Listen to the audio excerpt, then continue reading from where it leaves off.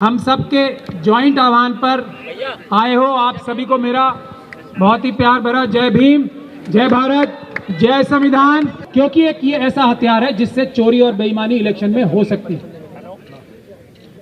लेकिन अब जब ये हथियार इनके हाथ में आ गया है तो ये जान दे देंगे, जाने नहीं देंगे इसे।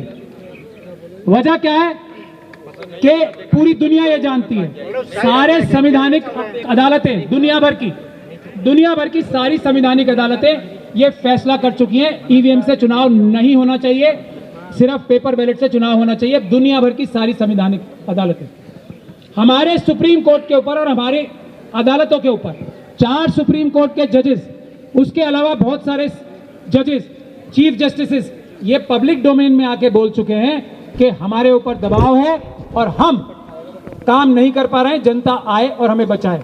अभी 2 अच्छे फैसले आप लोगों ने सुप्रीम कोर्ट से देखे हैं। वो क्यों है? क्योंकि जनता सड़कों पे आ चुकी है और वो ये कह रही है कि सुप्रीम कोर्ट तुम संघर्ष करो, हम तुम्हारे साथ हैं, सुप्रीम कोर्ट तुम न्याय करो, हम तुम्हारे साथ हैं। अगर आपको इससे भी अच्छा न्याय चाहिए अदालतों से तो जनता को सड़क पे आना पड़ेगा, क्योंकि जनता देश की मालिक है। प्रधानमंत्री, home minister, chief justice of India, बाकी सभी लोग, आईएएस ऑफिसर, सब हमारे और आपके देश की जनता के नौकर। ईवीएम से चुनाव देर से होता है, यह मैं पूरी तरीके से आपको बताना चाहता हूं। कानूनी बात मैं आपको बता रहा हूं। ईवीएम से चुनाव देर से होता है, ईवीएम से चुनाव में खतरा ही खतरा है, ईवीएम से चुनाव ज्यादा पैसे खर्च करके होता है। और आज भी जो भारत देश का कानून है वो ईवीएम से चुनाव करने के लिए नहीं कहता है। कोई ये बातें फैलाई जा रही है ना कि कानून में तब्दीली करनी पड़ेगी, कोई कानून में तब्दीली नहीं करनी पड़ेगी, चेंज नहीं करना पड़ेगा। चुनाव का जो कानून है देश का, वो आज भी ये कहता है कि पेपर बैलेट से चुनाव होगा, आज भी। और अगर किसी वजह से कहीं चुनाव पेपर बैलेट से नहीं कर सकते तब ईवीएम से चुनाव होगा। तो ये भ्रांति जो फैलाई जा रही है आरएसएस और बीजेपी और उनके जो जेब से इलेक्शन कमिश्नर्स बनाए गए हैं, इससे आप दूर हो जाएं। हम लोग वकील हैं, हम ये चैलेंज दे चुके हैं, हमसे कोई बात करने आता ही नहीं है इस बात। तो पेपर बैलेट से चुनाव सस्ता है, पेपर बैलेट से चुनाव ज्यादा सुरक्षित है, पेपर बैलेट से चुनाव जल्दी रिजल्ट डिक्लेयर होंगे। तो ये बात साफ है, किसी को कोई शक है तो वो आके हमसे डिबेट कर सकता है। तो एक तो अपने मन में ये बात साफ रखिए। हैरान इस बात से है पूरी दुनिया में, भारत में ही नहीं सिर्फ, अरे भाई कि मोदी जी किसानों को मार रहे हैं, मोदी जी नौजवानों को मार रहे हैं, मोदी जी हर एक देश के गरीब किसान, मजदूर, हर एक संविधानवादी व्यक्ति को, हर एक भारत से प्यार करने वाले व्यक्ति को, सैनिकों को, सबको मार क्यों रहे हैं और किस हौसले से मार रहे हैं? क्या इन्हें कोई डर नहीं है? ये बात साथियों बिल्कुल सही है, इन्हें कोई डर बिल्कुल नहीं है। क्यों?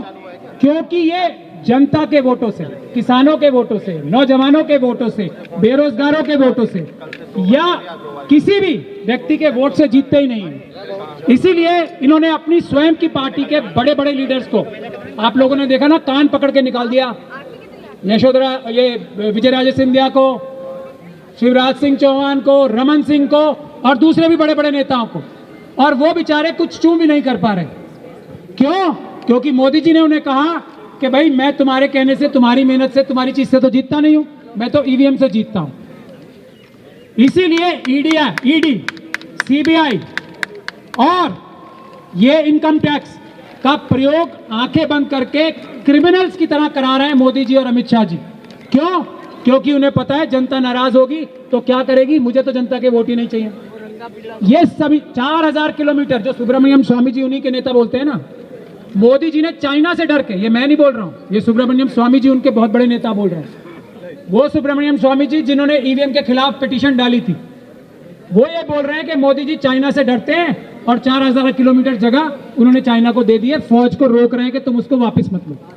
ये मैं नहीं बोल रहा हूं, ये गंदे घिनौने काम करके भी मोदी जी, किस चीज का हौसला है इन्हें? ईवीएम का। आप लोग बैठ जाओ। तो साथियों, अगर हम लोग ईवीएम हटा लेंगे, पिछले चुनाव में भी 20 से 25% तक अरे फोटो यार, ईवीएम का घोटाला इन्होंने किया है, और अब भी कम से कम 20 से 25% का घोटाला करने के लिए ये तैयार बैठे हैं। जो आंदोलन शुरू किया वो हमने नहीं किया, हमसे पहले उदित राज जी ने शुरू किया, भानु प्रताप जी ने किया,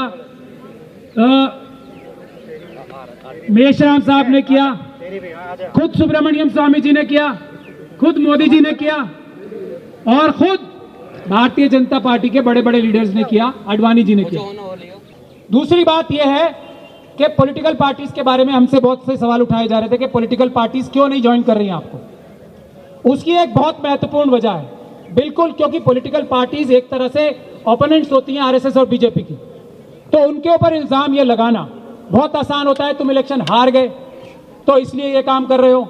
लेकिन देश की जनता ने, देश की जनता ने खड़े होकर, जब ये जो अभी स्टेट असेंबली के चुनाव हुए हैं, देश की जनता ने खड़े होकर हम जैसे ईमानदार नौकरों की ड्यूटी लगाई कि आप लोग आगे बढ़ो। पॉलिटिकल पार्टीज भी तो जनता से ही बनती हैं, वो भी आपके पीछे आएंगे। तो अब आप लोग देख रहे हैं, हम धन्यवाद भी करना चाहते हैं कांग्रेस पार्टी का भी, और जो भी ऑपोजिशन पार्टीज हैं जो आरएसएस और बीजेपी के साथ नहीं है, वो धीरे धीरे करके सामने आ रही है, क्योंकि जनता उन्हें मजबूर कर रही है सामने आने के लिए। और इस बात को अब उन्हें कहने में कोई शक और शुबा पहले भी नहीं था किसी भी पॉलिटिकल पार्टी को कि ईवीएम में घपला ही घपला है और पेपर बैलेट सुरक्षित है। लेकिन ये अब धन्यवाद के लायक है। और मैं उदित राज जी का, दिग्विजय सिंह जी यहाँ हमारे बैठे हैं, लवली जी बैठे हैं, कांग्रेस के बड़े दूसरे नेता और हमारे किसान नेता बावरिया जी, मुझे नजर नहीं, बावरिया जी भी बैठे हैं, सीपीआईएम के भट्टाचार्य जी बैठे हैं। तो हम लोगों को कितना हौसला मिला है, देश की जनता को कितना हौसला मिला है आप लोगों के सामने आने से, शायद आप इसकी अभी वैल्यू समझ नहीं पा रहे हो। आने वाले समय में आपको पता लग जाएगा कि अब यह आंदोलन जो हम लोग वादा कर रहे हैं ना, देश की जनता जो कह रही है ईवीएम से चुनाव किसी हालत में नहीं होगा, किसी कीमत पे नहीं होगा। मेरे साथ यहाँ डॉक्टर रितु और आशुतोष भी आए हैं जो दिल्ली यूनिवर्सिटी के एक बहुत बड़े आंदोलन को लीड कर रहे हैं। 26 तारीख को इनका भी एक बहुत बड़ा प्रदर्शन है। और आखिरी बात मैं पुलिस के हमारे कर्मियों से कहना चाहता हूं कि 25 तारीख को, आज तो है ही, अगर आप हमें रोकोगे जाने से तो ये अपराध करोगे कानूनी। मैं आपको ये कानूनी सलाह दे रहा हूं, रोकोगे तो अपराध करोगे। अपराध मत करो, अमित शाह जी के कहने पे आपके खिलाफ भी कानूनी कार्रवाई हो सकती है और हम लोग करेंगे। तो इसलिए पीसफुल ढंग से, ये लोग सब जिम्मेदार लोग हैं, देश के मालिक हैं, पीसफुल ढंग से हम जाएंगे और अपनी आवाज पेपर बैलेट के लिए बुलंद करेंगे। अभी मैं वापस आऊंगा, मुझे वो डॉक्टर रितु का जो एक बहुत बड़ा आंदोलन दिल्ली यूनिवर्सिटी में चल रहा है, उसका केस आज आरएसएस ने लगाया है कि ये आंदोलन भी बंद करना चाहिए और पुलिस जितनी हमारे साथ ज्यादती कर रही है उससे और ज्यादा ज्यादती करनी चाहिए। दुर्भाग्य की बात यह है कि कोर्ट में पिटीशन लगा रही है दिल्ली यूनिवर्सिटी। तो वो केस करके मैं वापस आ रहा हूं, मुश्किल से आधे पौने घंटे में वापस आ जाएंगे। तब तक के लिए आप लोग हमारे अब टॉर्च बियरर्स बन गए हो। हम सब, देश की जनता आपके नेतृत्व में, सबके नेतृत्व में ये लड़ाई लड़ेगी। आप लोग आगे बढ़ो, देश की जनता साथ है। ये आपकी लड़ाई नहीं है, देश की जनता की लड़ाई है, देश की लड़ाई है। बहुत बहुत शुक्रिया, बहुत बहुत शुक्रिया।